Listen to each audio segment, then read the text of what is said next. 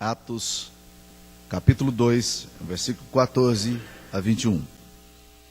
Nós temos pregado uma série de sermões em Atos 2 e hoje nós estaremos falando sobre um dos aspectos mais tremendos também do Pentecoste, que o Pentecoste, ele desfaz barreiras humanas, ele quebra barreiras que nós, humanos, nossa humanidade tende a criar. E a gente vai ver como é fantástico a descrição desse texto das Escrituras Sagradas. Atos capítulo 2, versos 14. Então se levantou Pedro com os 11, erguendo a voz, advertiu-os nestes termos: varões judeus e todos os habitantes de Jerusalém, tomai conhecimento disso e atentai nas minhas palavras. Estes homens não estão embriagados, como vindes pensando, sendo esta a terceira hora do dia. Mas o que ocorre é o que foi dito por intermédio do profeta Joel.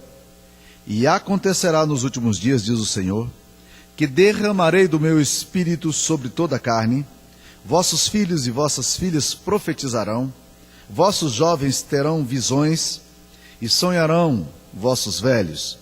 Até sobre os meus servos e sobre as minhas servas derramarei do meu espírito naqueles dias, e profetizarão.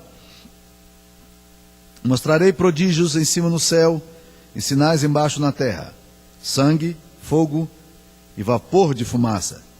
O sol se converterá em trevas, e a lua em sangue, antes que venha o grande e glorioso dia do Senhor. E acontecerá que todo aquele que invocar o nome do Senhor será salvo. Queria que você mantivesse a Bíblia aberta nesse texto que nós vamos estar estudando nessa manhã. Meus queridos irmãos, a raça humana tende a criar determinados segmentos, setores, e achar que determinados pontos de vista segmentados e fragmentados são mais importantes ou valem mais do que outros. Nós somos uma sociedade discriminatória por natureza. Nós somos uma sociedade que tende a dizer: isso aqui é importante, essa pessoa é importante, esse tipo de gente é importante. Se a gente não diz isso porque a gente tem medo de não ser politicamente correto, mas a gente faz isso costumeiramente. É só um exemplo. Quem que nós gostamos de citar como nossos amigos? Nós gostamos de citar os nossos amigos, gente que é bem sucedida. Fulano de tal tem essa função, e a gente, antes de falar da pessoa, a gente está falando da função dele, do dinheiro que ele tem, para poder depois falar que ele é amigo da gente ou que a gente se relaciona com ele. Ninguém gosta de citar o parente, aquele parente que a gente não quer nem lembrar que está na nossa biografia, que existe na nossa família, né? Que sempre foi uma dor de cabeça para nós de dizer: ele é meu amigo, ele é meu primo, né? A gente tende a criar os nossos párias sociais. Nós criamos os nossos segmentos sociais. E quando a gente estuda o livro a descida do Espírito Santo, aqui em Atos 2, uma das coisas mais fantásticas que a gente encontra no livro de Atos aqui, é exatamente o fato de que o Espírito Santo ele vai destituindo locais e valores sagrados, posturas sagradas, pessoas sagradas, e vai tentando mostrar a universalidade do Pentecoste ou do Evangelho. Quando a gente estuda o texto de Atos, isso fica de uma forma muito clara. E uma das coisas mais fascinantes aqui é a forma como o Espírito Santo vai conduzindo todos os detalhes desse grande evento, desse evento marcante da história da igreja. E uma das áreas que ele atinge de cheio é a área da religiosidade.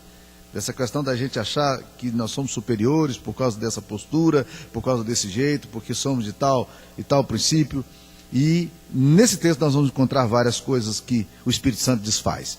Ele vai criando uma nova visão, e essa visão, para mim, ela é maravilhosa. Vamos começar, antes da gente entrar no texto do versículo 14, deixa eu ler alguns outros textos para mostrar algumas barreiras que ele desfaz. Atos capítulo 2, versículo 2.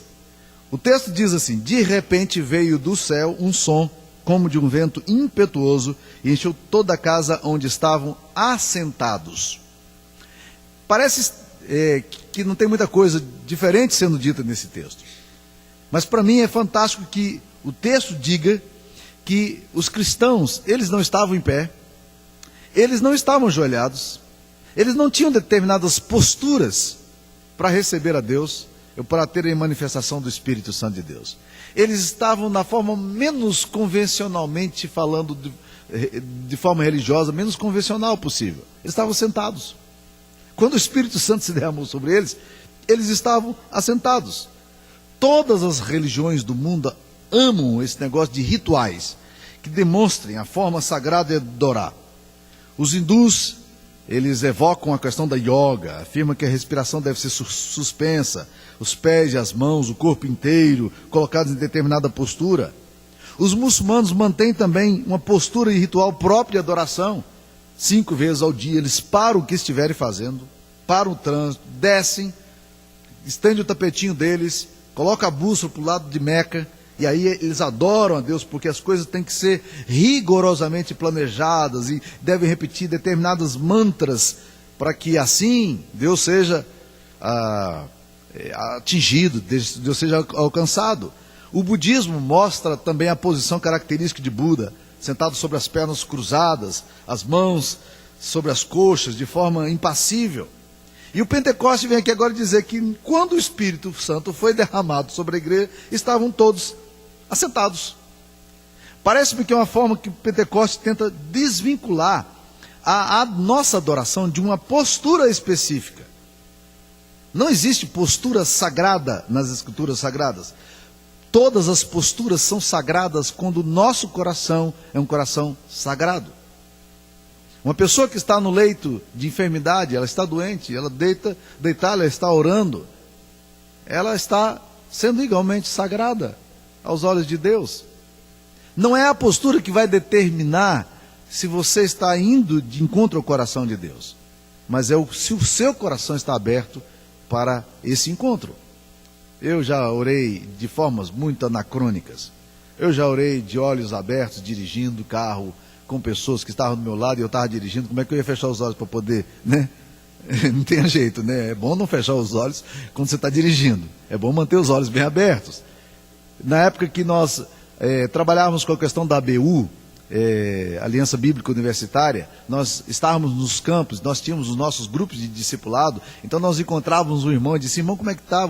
Você está evangelizando alguém? Disse: olha, aquele fulano lá, a gente está evangelizando, ele está se abrindo para o evangelho, queria que você orasse por ele, me dava o nome, e aí a gente abraçava um outro ali no meio do campus, de olhos abertos, olhando e rindo para as pessoas, e dizendo: Deus abençoe esse irmão aqui, abençoe essa pessoa aqui, para que ela seja alcançada pelo poder do evangelho.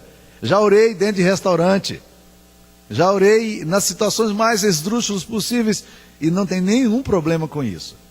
Há um grupo religioso, um grupo evangélico no Brasil, que eles não agradecem o alimento, porque para agradecer o alimento eles têm que parar tudo e ir lá para o quarto deles ajoelhar, porque se não ajoelhar, Deus não os ouve. Isso é uma igreja bem conhecida aqui no Brasil. Então, o Pentecoste vem para dizer: não, o Espírito é derramado quando estão assentados. O Evangelho, as nossas igrejas usam ritos, usam determinadas cerimônias, mas elas não são essenciais para alcançarmos o coração de Deus. Pelo contrário, toda vez que a liturgia se torna mais importante do que o culto, nós perdemos a capacidade de nos encontrarmos com Deus, que quebra todos os rituais, todas as cerimônias de liturgia, para que nós não as transformemos num fim em si mesmas. Então, meus queridos irmãos, uma das coisas maravilhosas é pensar que nada é essencial para Deus, a não ser um coração disponível. Nós não carecemos nem de ritos, nem de cerimônias, porque quando Deus quer fazer, e quando há uma comunidade aberta para que as coisas aconteçam, essas coisas se dão. Deus precisa do seu coração. Segunda barreira que o texto também nos mostra, está aqui em Atos, nós lemos Atos 2, versículo 20.